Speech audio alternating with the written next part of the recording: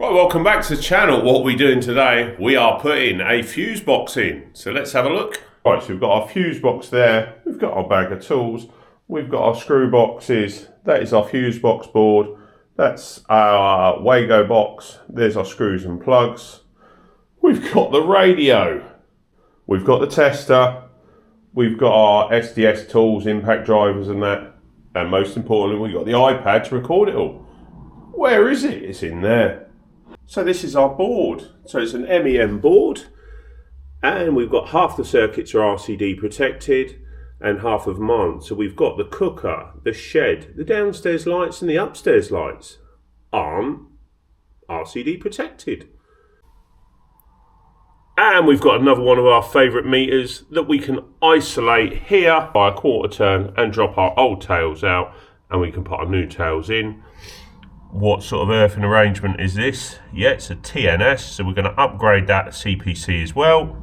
The first things I'm going to do is I'm going to take the board cover off, I'm going to isolate the circuits, and I'm going to do an insulation resistance test between the circuits. I'm only going to do at 250 volts because the oven is connected in, the fridge is connected in, there's a couple of other devices connected in, and we don't know what sensitive electronics they've got.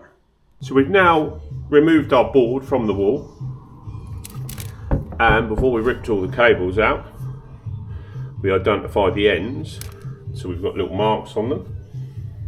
Here's the old board. So we had the upstairs lights were marked with 1 mark, downstairs 2. 1C means I've cut this, the termination end of this off, because obviously it's a radial. This is a 4mm for the cooker. This is a 6mm for the shower. This 2C means that's the second one cut, which we know that is immersion. And 1, 2, 3 is the upstairs sockets, downstairs sockets, and the kitchen sockets. Right, so on the wall we've got our screws and plugs marked out, ready for our board. We've got our 4 fixing holes on our board, and these are the screws and plugs. These are the screws and washers. We're using penny washers. And we're using so in our screw box, we're using the 5x70s. Going to get that box screwed up on the wall now. Drilled all the stuffing glands in. This is our tail gland, and then we've got our gland on the side for our cables coming in here. Right, so now we've got the cables into the board.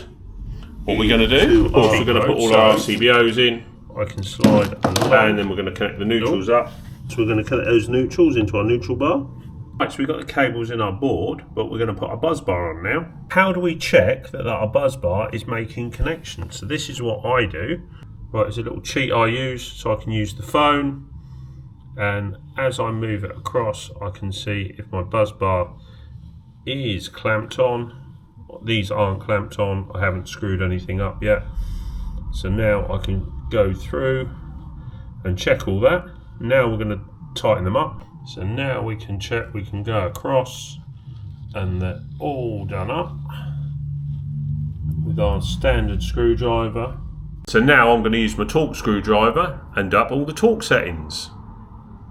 So there's our finished board. Don't forget to like, share, subscribe, and I'll see you again on the next one. Bye for now.